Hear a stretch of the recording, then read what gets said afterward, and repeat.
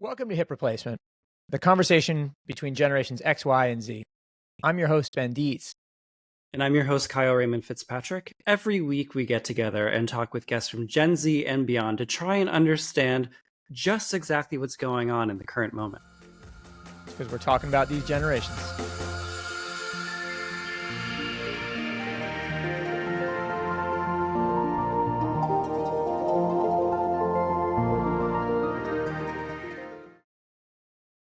Okay, Hip Replacement episode 11, back in the studios, back in Brooklyn. Series producer Campbell Dietz has returned to his land of origin, Brooklyn. And we also have another Brooklynite with us. Kyle, tell us who's joining us on the show. Yes, coming from not that far from you, very far from me, we have Anu Lingala of What's Anu? Anu is a trend strategist in fashion and beyond, and we've sort of met in the, Substack, halls of Substack. We've chatted a few times. Yeah, Anu's a great thinker, and I thought she'd be a great guest. And here we are. Welcome, Anu. Thank you. Nice. Hi. The Sauls, I've never appeared in the, or I don't know if I've appeared in the halls of Substack. Is this like some special chat that I'm? Yeah, I right, exactly. Well, to me, I feel like it's like, look, it's nice to meet people like Anu in the quote unquote halls of Substack, but I don't like hanging out in them, meaning like notes and like the DMs right, okay, gotcha. and like the chats where it's like, oh my God, we're doing too much. And then like I leave, but it's good to have like a connection where it's like, hey, and then like we take it out and like into the real world. Got it. Do you, Anu, is What's Anu is that your main gig? Is it a driver to the main gig? Is it a passion project or a sideline? Is it like scraping the plaque off your brain, which is how I describe my newsletter? It's early stages. I'm very late to Substack, technically. Okay. I've thought about it for years, I think. I've had a full-time job for the most part. I was laid off like last March. And at that point, like I think last May, I started the Substack with the intention of like starting to post more because I was like exploring freelance. But then I got another job and then I like kind of didn't do it at all. So then this January, I was kind of like, okay, I'm going to like try this thing and like start doing it on the side, and actually was really surprised by, I guess, the stars aligned and like things kind of picked up really quickly. Oh, cool. I had a couple of posts that kind of got a lot of traction. Oh yeah. And so it's grown pretty fast, I think. Like, at least for me, I'm like, I have more like Substack followers than Instagram followers now. I'm like, okay. Love to see it. All right. Also, happy 1 year birthday. Thank you. Yeah, technically. Yeah. I had a drink on Saturday with an editor of a,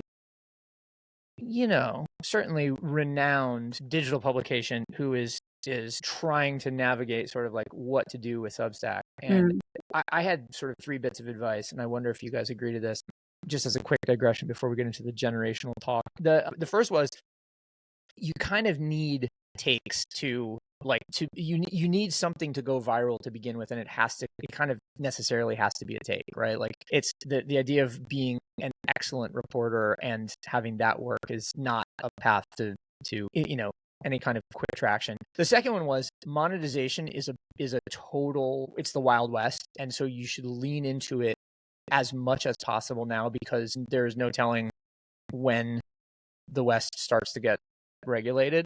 And the third was that just consistency was the real key. Oh, yeah. And Kyle was amazing. Yeah, at that. king of consistency over here. So it's called insanity, but it works. But I do think it's really interesting. Like, for me, it was a bit of I realized in that brief period of time that like I was exploring freelance and stuff. I think more and more it was obvious that the best way to get gigs now is to like just put ideas out there and like let them come to you. And that's kind of what I realized. And that's why I had started it last year, but then like got really busy and paused. But that's why I picked it up again, because I kind of felt like this is just necessary now. Like, so much of my work is confidential, or like I've dedicated so much of my career to like doing all of this work behind the scenes, then I don't really have much to show for it in terms of like, I could privately send you some links to a portfolio, but I can't like publish it on a website.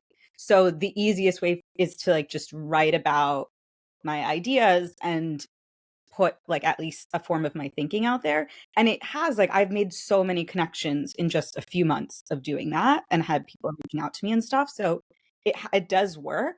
I just think that it's interesting because Substack is the first, like, obviously it's what people have been doing on TikTok and Instagram and things for like sure. that with like the green screen reels and stuff. And like, that's just, I guess, not the vehicle for me. I think like I've always resisted that, and like writing just feels more me, so it just works better. Well, we'll see what happens after today, because this is your first podcast, right? That's so true, yes. like this is, I was saying, I was complimenting Kyle off mic for his A&R skills, like third consecutive guest who's appearing on a podcast for the first time. So Debut. we'll see. You might very well fall in love with the forum and suddenly become the new, I don't know what, color daddy. I would say. Yeah.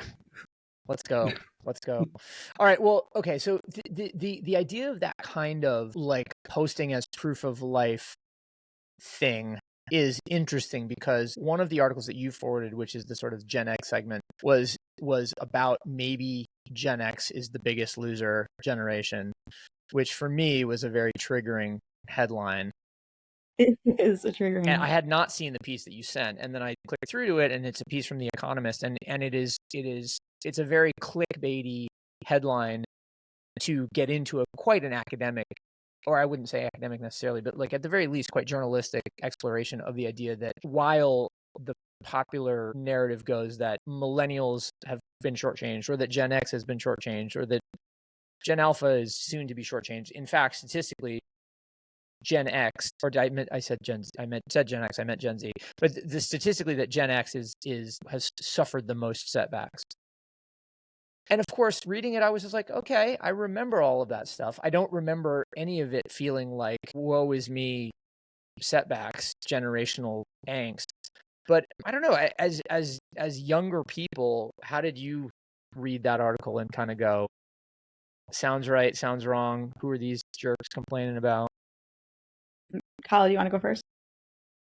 I will let you, because I'm waiting. It was your discovery. Yeah. I would love to bounce off of what your thinking is. I do think it's really interesting. I don't know if I just think in general, like trying to compare like the trauma that every generation went through, it's like not really a viable, like it's not helpful to anyone. But I think it is interesting because actually something that one of the most popular Substack posts I wrote about, it was around like kind of, I called it regressive nostalgia, but it was like around Gen Z having nostalgia for like these structures and establishments that are like very regressive, like, and actually we've been trying to move away from them. And one of those was like trad wives. So, and I had, one of the things I had wrote in that piece and that I had like talked to friends about is that I had this feeling that, I don't know, as a millennial, my friends, like most of our parents were like young boomers, I guess. And like, I think at least most millennials probably knew someone's parents where like I'd say there were some moms that were working full-time jobs, but a lot of them were stay-at-home moms or became stay-at-home moms after they had kids.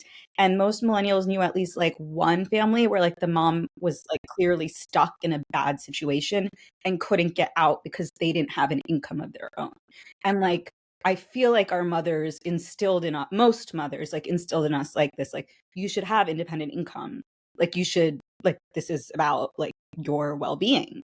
Versus Gen Z, like if their parents were Gen X, a lot of their parents had dual income households or like mothers who were like corporate like leaders. Like I saw this, like my boss's bosses, you know, at corporations I worked with, like a lot of them were mothers like working full time and the dads were stay-at-home dads, like I mean working in fashion. So I've seen a lot of that, and I could see like Gen Z kids looking at their mothers and being like, well, that seems stressful. Like you're basically being a full-time mom, doing all this work at home, and also have this stressful corporate career. That looks terrible. And maybe being a stay-at-home mom is the best option. And like that's where trad wives comes from. And so like, but that stems from like the difficulty that Gen X parents faced in terms of having to manage childcare and 2 full-time jobs, and like this article talks about caring for parents and stuff. Yeah. So I feel like I did notice that prior to this article, and this was the first time I had seen it like written out. Yeah, I think there was a lot of interesting stuff in there. I think like the framing of it is sort of like gave me a bit of a like, Yeah. well, I'm gonna stare at the back of my head again. Like, because it's, look, it's a beautiful cross that they roll out. The media loves to roll out and give to Gen X, or tilt the X into a cross every so often. And like, it's a great, it does numbers every time we read it, every time we talk about it, every time. And I think it sort of did a disservice to the piece, to your point, Anu. And I think on top of that, like, I think that to the point of needing takes on Substack, which to that is a very post BuzzFeed media landscape thing. Well, it's an algorithmically tuned thing, which absolutely was maybe absolutely first to like capitalize on. But absolutely, go ahead. Sorry, 100%.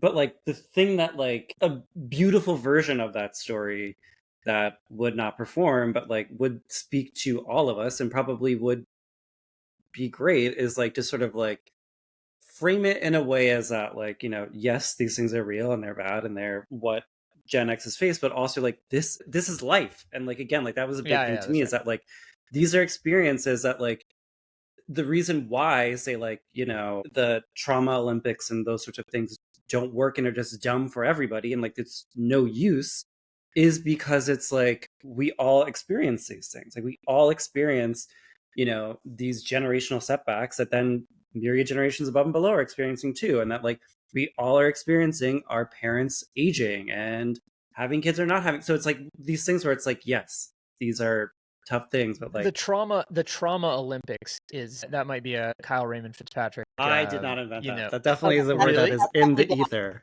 No, I wish. Gotcha. That's out there. The first times I've heard it used in terms of generational contact, I'd say. It's often used in terms of like marginalized communities, like yeah. I see. Okay. I haven't heard about it generationally, which is true. Like it's basically what's happening with all these articles. Like, yeah. Gen X has it worse. No Gen Z does. No millennials do. Like, yeah. I mean, we're all look, struggling. No, but that's and I think that's part of the the sort of modus operandi of this whole weekly conversation is to Mm-hmm. try to level set around that and kind of go, guys, everything happens cyclically. Everybody has been confronted by essentially life stage changes is really what we're talking about. It has nothing to do with or it has not very much to do with generation. Yes, there are the historical of technological advance, of economic advance, or recession, whatever the case may be, is but generally speaking, like everybody grows up, gets confronted with a bunch of shit that they might or might not want to deal with, feels a type of way about it, and then proceeds into the future with context. The thing that I find interesting about it, and I knew this was another article that you sent, was that the idea that everything is coded now. The idea that a la Harry Potter, we all have to go to the sorting hat and decide, like, where does every aspect of our lives sit along a political spectrum or whatever the case is. Like, I don't even know what the question is anymore. I just thought that was fascinating. I was just so curious. Like coming out of that article, it just felt very accurate to like the way culture is now and how everything is aligned with like a political or value system. And I was just really curious. I was like, I don't think it's always been like that. Like people used to just not talk about politics and like date across political boundaries all the time. And like that doesn't really happen anymore. And it was just like, Ben, what was life like before? Right. I mean, right. Well, I mean, look, it's like my theory is that if you really dial back, like what we're talking about there with something being coded really is shorthand for it being on one side or the other of a binary, where it is right or it is left, it is up or it is down, it is black or it is white, whatever the case may be. Is the reason for that is because there is so much information that unless we have some very, very simple metric to parse things, we just feel totally overwhelmed and like it's impossible to make sense of things. And if you go even further back than that, the binary comes from literal binaries in technology. It's ones or zeros. It's this, this notion of like something is on or it's not, whatever. And until we reach a level of, we return to the level of cultural superposition where something can be both things at the same time, Do you think that's possible though? Like, is there any way for us to like undo this binary? The $1 million question. I do think so, but I think the current communications ecosystem isn't going to allow for it. And so it's going to take people to some degree or another dropping out or just ignoring the current communication system in order to do it. In a way, I do feel like that is where a lot of the like wanting to unplug from the systems is coming from. Of course.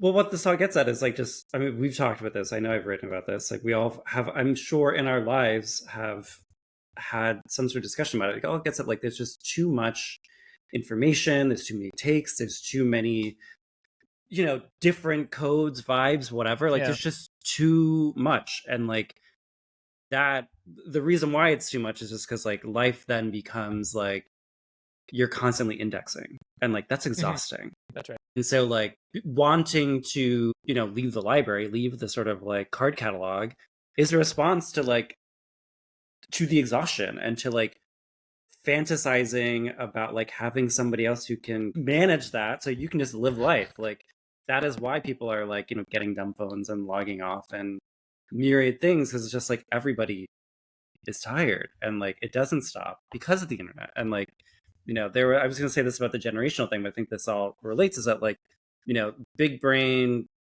fucking tinfoil hat theory is that like, these are just sort of like, at this point, especially with AI, like these are just tools to just like keep you distracted and keep you just like that's right. in the shit of it and not actually making change and not actually talking across generations, because it's more fun for, I don't know, not us, for us to sort of like go back and forth and jump on the hamster wheel every 3 months to be like, are these jeans cool? Or are you like, and it's like, shut up, like go outside, go volunteer somewhere, get a life. I mean, or just get out in the street and assert your heady coreness, and bring back the tight jeans. Think for yourself. Bring them back. I mean, I'm constantly just fascinated by all of this, because it again, it gets to something we have talked about already, which is just like the cyclicality of these things being tied to not generations, but to life stage. Yeah. I guess from my standpoint, it's fun to just, or it's not fun is the wrong word, but it has been amusing to see the trends and phenomenons of my youth repeat in my kids in a way that is a much more mirrored image than I would have ever expected when I was their age. That's interesting. It's kind of remarkable in that regard. That is really interesting. Well, I don't know. So what? So okay. So that's there's the Gen X complaint for the week. What's the millennial complaint, guys? I feel like we had a few. Well, I don't know. Mine wasn't necessarily. I feel like we had a few. There's always a ton. Where do we begin? Yeah, I feel like Anu, you had some that were a bit more dead on. Mine was like sort of griping about Substack, which I think relates, but like we kind of got to. I think that was an interesting one, but like what we were talking about earlier, where like it doesn't. So what you sent, that podcast and Chris Black talking about like Substack's not cool. There was a couple of things. One of being like, I don't think, like, I'm not on Substack because I think it's cool. Like, I'm on it as a means to an end. Totally. Right. Like, because it just feels like I need to be doing something at this point in order to like ensure the lifespan of my career. Right. Mm-hmm. Yeah. But so there's that. And then the other part was like, I was like, I don't think any tech platform is cool. No. In of itself. It's not, I think it's a person or like what you're creating on it, right? So I mean, how long gone they put it on like Spotify or Apple Podcasts or whatever. Like those platforms are not cool. It's the podcast itself that's cool. And again, like the thing like which we talked about a moment ago about is like I think what he's sort of reacting to in the conversation is that like the too much of it all. Like and the lack of sort of distinctions. Like and I'm sure we all sort of feel this way, whether it is on Substack or wherever else, is that like, I have this constant battle, and you will all be getting an email about this soon enough, is like, look, to sort of like scale and make life work. Yeah. But like we all get so many fucking emails. It's already like the wave is forming of like, these are too many emails, and like any day now there's going to be like 500 think pieces about like Substack has to stop. So it's like happening. It's already happening. Yeah, sure. Absolutely. But it's like this sort of like negotiation then of like, look, I want to make it worth your while, but like, I don't want to be sending you just emails you're not going to read and that are a waste of your time. But like, all that being said is that like what he's reacting to is just like people, I think, sort of needlessly, perhaps without a strategy, perhaps without a form, perhaps without a regularity. And I think, again, like to the point of what we were talking about earlier, is that like, if you're just like constantly shitposting in someone's inbox, get a life. Like there are even people who like I love, who I like get their emails and I'm like, oh my God, I don't want to read this. I just like roll my eye because it's just like, you're sending an email just because you were supposed to be sending an email every day, every week or whatever, but you actually don't really have anything to say. So now you're just like sending an email that's in my inbox for no reason. Fine line. It's labor, more labor. Yeah. Well, right. I mean, and the tricky bit is, you know, in a technological world that is coded for more, right? AI, machine for more stuff. There is and in which it is demonstrably true that consistency is key.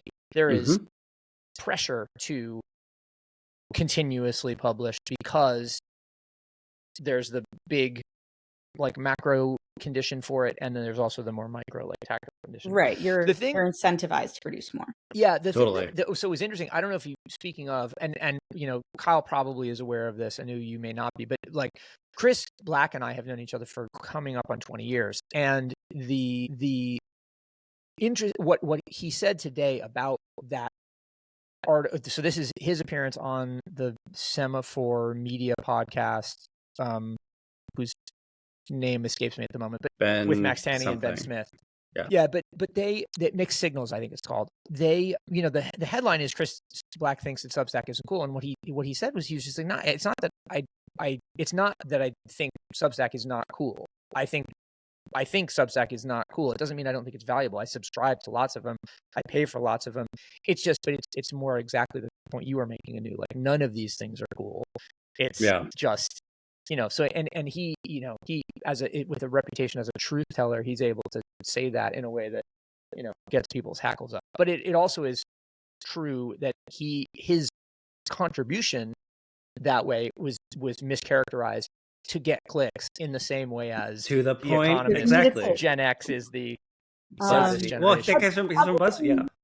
The other thing he says, that's true, like when he expands on that first take, is like just around more like establishments and gatekeeping and like the need for curation and taste, and like how you have like brands like GQ or Vogue or whatever that have built like these reputations that then you trust built in. And so like you could say like that establishment is or once was cool or whatever. And the way that like the fragmentation right now is unsustainable. And like you have Substacks now trying to like bundle or like have multiple writers work within one platform and things like that, which is like, Kyle, what you were referencing, like the current like massive emails and like level of subscriptions is unsustainable. And there's gonna have to be a shift or like some sort of, there's gonna be an end point or something. And then, I actually have like, I almost like don't want to say it. Like, if does anyone say it? No, you have to. We're all about scoops. We're all about exclusives. Like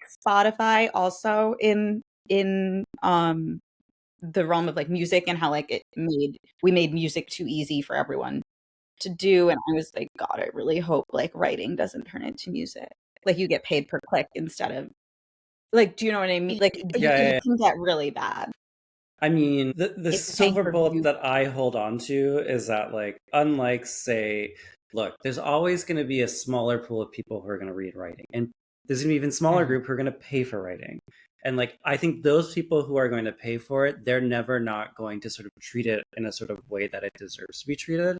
Versus, like, the thing about music and, like, the music industry itself, which is the same thing sort of happening to larger Hollywood and to fashion in some ways, too, is that, like, it allowed itself to be cannibalized to the point that like people devalue the product. So now it's like, yeah, of course we're gonna let AI in, and we're gonna let anybody make the music because we don't care about ourselves. And I think that as an industry versus like say with writers, I think because there is so individualized that like that sort of individual one-on-one sort of love, quote unquote, that a reader might have for a writer, to me, I put that under my pillow every night, is that like that's why that system won't break. And like people will try to break it, but I think that sort of connection is too real in a lot of ways. If that makes any in sense. the way that you can't, like, you can listen to music in the background, but you can't read in the Exactly. Totally. I don't know. I say this to and people that I advise all the time. I'm like this, and like God love them, but like I say to the Megan Good byline all the time, like don't be writers, be voices, and however that voice happens, like lean into that, whatever the natural means is, and create your media expression from the natural expression of that voice, be it on video, be it through writing, be it long form, short form, whatever the case may be. I think that's what people actually fall in love with. They fall in love with the voice and the personality, not with the format or the form factor. And look, in any of these kind of egalitarian medias, like writing, there are always necessarily going to be a factor of many more people who do it poorly than who do it well. And so it's just a question of like parsing through and finding that. And that's probably Anu, to your point, where the rebundling has to happen is around just issues of taste. I think Chris's take on, let's call it legacy media is a little retrograde and mislaid, but what he's saying ultimately is it's like people who understand how to build a universe are the ones who will build the best universe. So think of it in those terms. I think I didn't include this in the links I sent and stuff. Well, we can't talk about it. There's been a lot of discussion, I think, over the past 6 months especially, but I'd say even the past year, like around taste, and like taste is the answer to AI, like taste and curation is like the only skill that like still matters. It's the only way to differentiate yourself from the masses. It's the most important thing now. All this stuff. I retain a lot of skepticism around the concept of taste. Interesting. Why? In general, taste is subjective, and it's rooted, if you grew up in America, it's rooted in a very Eurocentric point of view. Absolutely. So if we go back to the idea of establishments and gatekeepers, the entire point of why we moved away from that and started the beauty of the fragmentation and the ability for individuals to gain followings and gain momentum outside of establishments was the ability to like democratize and diversify that. And you have the rise of like a lot of really interesting creatives and people who were able to, over the past like 10, 15 years, build something that they weren't able to if they had been forced to try to make their way through an establishment.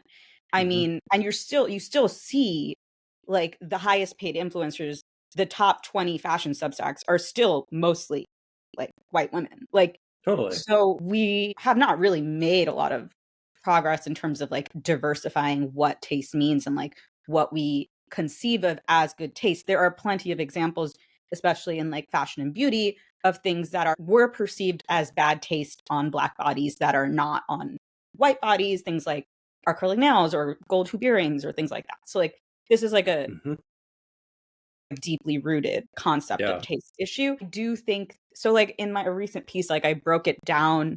Now I like can't remember like exactly how, but I think like things like I pulled out the curse of constantly intuition. Like intuition, I think is a more interesting way of like the idea of like humanness and intuition and restraint, like pulling back. So like I think there's elements of like what we like use taste as a concept to like talk about all of these elements coming together, but really if you break it down into the like smaller pieces of what we're grouping as taste, like those things are really important. I just think that the idea of good taste has like a lot of like issues. Okay, so explained that way, I both see your point and agree with your point. I guess from my standpoint, I tend to think of taste as a byword for all of those things that you and not as a byword for the arbiters of taste, who are of course individual, fallible, in the position they're in for reasons beyond my control or theirs. But in any case, I hear what you're saying. But I think like to that point is that like the word is being used in a very trendy way that in a lot of ways sort of reflects a lack of taste and a lack of exactly what you're saying, Anu. And like I think that is sort of like it's being like there's a sort of trend going around in the very sort of blonde white girl creator world, for lack of better words, of like things I think are unchic. Like that's exactly a response to this sort of like you have to have taste to stand out, but like okay, you're just telling me that like Greek yogurt over regular yogurt, so like you don't have any taste, like literally, like you have the palate of a baby. So like that like, is everyone in all the West Village article, like we could say that they all have good taste. Yeah, but like it's like, but that it's get you. Absolutely. Like I think it's one of those like it's intended. Yeah, unfortunately, what's sort of happening with it is just it's a runoff of insert whatever aesthetic or code, and it becomes that versus like truly living life and knowing how to create a good life is what true taste is. But like that's not what these articles are going to get at. Actual good taste, I think, is like in the idiosyncrasy and in the absolutely 1,000%. Yeah. I think that's what's getting lost in a lot of the like current discussion of taste. If you have to perform taste, then you don't have it.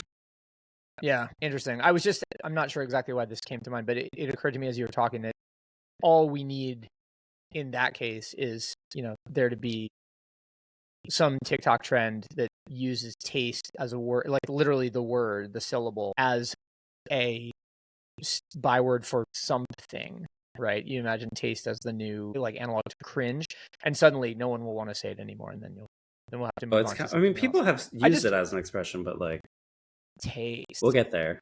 Give it a moment. This will be the hip replacement, signature. There you go. We couldn't name the Trauma Olympics, but now we can use taste as a just an emphatic emphasis. All right. Well, okay. So we've gotten through Gen X and millennial complaints for the week. What are the Gen Zs complaining about? I don't know what they're complaining about. I think. Well, I don't want to listen to them. Who invited them to complain? But I think.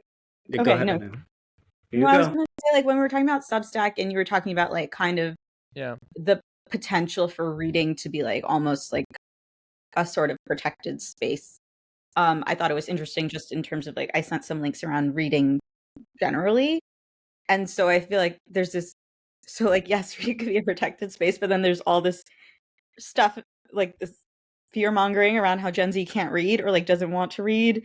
So there's that. And then at the same time, I think exactly what you were saying, almost that like reading is being seen as like a special thing. So you have all these celebrity and influencer book clubs, this idea of like wanting to speak on a panel or like speak at a college or like celebrities wanting to like speak at Harvard Business School, like that sort of stuff. So you have almost like reading is less accessible or less like something that everyone can do and is more like a luxury or like something for a special class of people. So this is an interesting thing, and it actually brings up something that I think is pretty significant. What occurs to me, and there was the big piece in New York Magazine about how the New York Times opinion section has turned into this behemoth. Octopus with 100 arms. I guess that would be a centipus. But in any case, and what occurs, what the contrast to it, in my mind, is the FT, which is a equally broad from a cultural perspective, despite the fact that it's got finance in the title. It's like the weekend section and how to spend it and so on are amazing sources of broad-based knowledge. And there was a piece in the arts and leisure section over the weekend about how Gen Z are changing what it means to be a reader, and which is not a sensationalist piece at all, but it was very cut and dried. And it was just like, yeah, actually Gen Z doesn't identify as readers, but if you ask them how much they read more than people who of other generations who identify themselves as readers. And it's sort of like, how do we get to the actual baseline so that we can compare these things accurately? Because right now we're just chasing like misapprehensions. I mean, it feels like also like I saw that. I was going to mention that FT story as well, which I was like, I skimmed it because I was like, yeah, okay, I know this. I know what you guys are going to get into, and like they hit all the beats that I would expect, and it is true. I think like to say Gen Z and the people who are say constantly reading, even if it's literally on a TikTok and like it's an image, like you are constantly reading, you're constantly engaging. I think one thing that like is sort of embedded in these conversations that I don't think, like, this is a constant war, and like this was sort of like my Gen Z thing of the week, which I think is a Gen Z culture or like a culture now thing, is like it's also a very gendered conversation. I don't think that that gets talked about enough, and like I think that's sort of obvious is that like when you're talking about reading culture now, you're talking about young women culture, and like to the point of celebrity book clubs and all those things, like there's no dude bro version of it. Like they're probably like really dumb entrepreneurial books or a podcast, or like there are no, like the culture of men reading is literally like, you know, how to build a table, but like instead of a table it's like an app or whatever. And like that's a huge, like I forgot who, there was something I wrote about it a few months ago, but like there's a huge sort of gap in like what reading then is. Like if you're just sort of like reading as an act to be able to make or do something, like that's not reading, that's just instructions.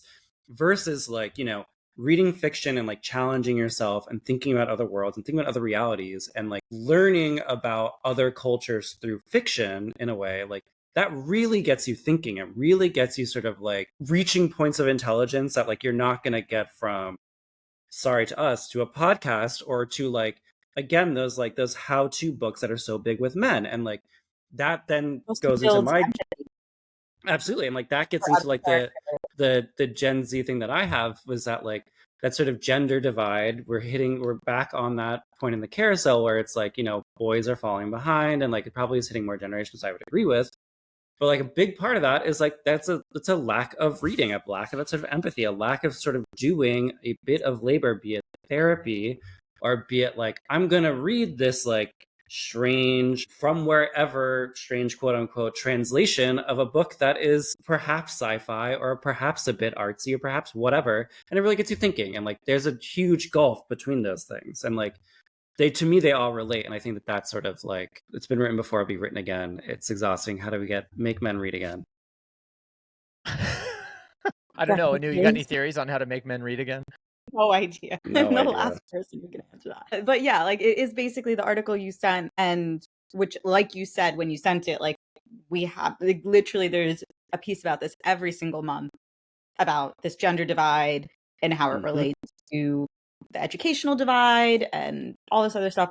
The one, I think in that piece, like I skimmed through, and he basically goes through like a bunch of different things, like including education, and he's like, well, that's not the, like we're both college educated and not college educated men, like they're still having this decline in acceptance of feminism or seeing women as equal. And the last one he gets to is religion, and that's the only one he says like actually in this, like you can see like there is a difference between like men who align themselves more with religion and those who don't, and their attitudes towards women, which was interesting and concerning, considering What was it for our listeners' benefit? What was the corollary? Oh, I don't fully remember, but it was just like there was a bunch of examples, like education, no, and upbringing. What I'm asking though, Anu, is that, sorry to interrupt, the those who are more religiously affiliated are more likely, less likely to believe women should be equal or like treated equally. Got it. And those who were less religious were more likely to see women as like gender equals. Got it. Which might be like obvious or something. Like there's obviously totally like conservative leaning. Well, just the way those stories are written, right? They're very phallocentric. Yeah, but I think what's concerning to me is that there's like been a whole other parallel conversation around this revival of religion amongst young people, right? And which so, is like, in the Everything is Coded article, and then you're also saying like, oh, it's trendy to be religious now. Then that's not like looking good. Which, like, again, like to me, it sort of speaks to an irony, is that like, you know, the reason why young people are turning to religion is the same reason why like my parents and probably all of our parents in some ways turn to religion, is because like the world is uncertain. I need stability, and like I don't have time to necessarily, you know, to do, for lack of better words, the intellectual labor of like dealing with life. If I can just like put all my deep thoughts and worries and concerns in a bucket called God and he solves everything, great. That simplifies everything. And like, again, like that is so much more easier to do than to like read a challenging fiction piece and think for yourself and like construct a sort of mental infrastructure to be able to imagine and live a better world versus just like, well, I can invest in this God guy. He'll handle it all. I can live my life and just like high five him every week. And I still get everything that I want. Like that is so much simpler to do. It's so much easier to just like nod versus being like, no, actually, like I'm going to do a little bit more work and understand. Well, okay, whatever, so I mean, Kyle, what you're describing is that is religion as a means to save yourself like emotional labor.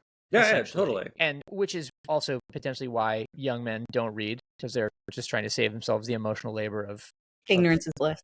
I mean, exactly. Yeah, right. But I actually have, so I've been thinking about this religion thing for a while, which is why I was really interested when Casey Lewis wrote about it last week. Yeah. I kind of have, so I agree with everything you just said. Like, I think religion for like all of time has been the answer to, we can't explain like why this tsunami. Whatever. Yeah. But I think, or like, this is fully conjecture, but I feel like one of the bigger, or at least half of the reason why young people are flocking to religion is not just that, but also the community aspect. Yeah, totally. Yeah, absolutely. Because like if I've been tracking for obviously, I think like at least like 8 years now, we've been talking about this, like looking for answers for uncertainty, people turning to astrology, meditation, like all this like more like not organized religion, but other ways of making sense of the world. And that has been trending for years and years now. But all of those things, which is interesting because historically it wasn't like this, but currently the way all of those things are pursued is a very individual pursuit. So you might have like an astrology reading by yourself. You might meditate with your Headspace app, but like it's not like maybe you'll go to a group sound bath, but you're not talking to anyone. Like it's all very individualistic. Same with a run club. Interesting, yeah. Which is, and those kind of pursuits were historically not individualistic, which is a whole other thing. But like as Western cultures have adopted them, they've turned into very individualistic pursuits. Totally. And religion, organized religion, the way like we've never really done that with organized religion. It remains very community centric. Like there is a communal space. You go to regular points in time and you meet people and you have connection in that space. And I think that is probably the most appealing part of it. The same reason why a Substack is successful is the same reason why a church is successful. Same thing. It's like regular space where you can get together and talk to people ideally and share ideas and free. Yeah. And free, 100%. But I mean, look, let's not forget the first and foremost qualifier, which is that by showing up, you identify yourself as someone who is similar to the other people who have shown totally up, right? Without having to you don't have to do anything other than just arrive, and you are already a part of an identifiable group. Yeah, I think like last thing I'll add is like I think it's also exactly to what you said, Anu, but I think like on top of that too, it's like I think we're also seeing quote unquote Gen Z sort of aging in a way where they're not going to admit this. They will not admit this. Where it's like aging into a space where it's like, I'm not actually, X amazing artist or actor or whatever. Like I'm not actually going to achieve that dream. And it's much easier to be a joiner in that way versus to keep fighting. Yeah. To keep fighting for this sort of dream you have. Like that's a classic life thing. And like religion validates you, whether you are this person or this person. Like that's the point. Again, like being in that space where you can be one of 1,000 voices singing, like it's very fulfilling. It's like people love concerts, but like you don't get to go to concert every week. Like that's interesting as an always on validation mechanism for a generation that grew up with always on validation. Yeah. And if you want to come full circle and bring it back to the West Village Girls, because everything goes back to them. Sincerely, that's the biggest part of that article. It was these girls saying like, isn't it so great that like we're all the same? Yeah. Like they're looking for this community, like this connection of like this immediate belonging, which is the same Sure. like appeal of religion. Wow. Guys, I didn't Big think sigh. that we were going to go where we went in this conversation, I have to confess, but it has been fascinating. Totally. Guys, this has been Hip Replacement episode 11 with Anu Lingala, who does the What's a New newsletter on Substack, which controversial platform though it may be, is certainly a trove of information. Anu, it's been really fun to talk to you. Thanks for joining us. Yeah, thank you guys for having me. Thank you. Of course. Well, we are going to take next week off because it's Memorial Day, but we'll be back the following Monday with another episode of Hip Replacement. And in the meantime, Anu, any place else the kids can find you? I mean, my Instagram is Anuzel, but it's more personal. So I think Substack's the best place. What's Anu? Cool. Listen, go subscribe there. Go subscribe to this pod, please. And, like and share and do all the things. It would help us. Kyle, fun episode as always. Fun episode. Great seeing you. Have a great Memorial Day, everybody. Thank you. Thank all right. You guys. Bye. Read. Bye. Bye.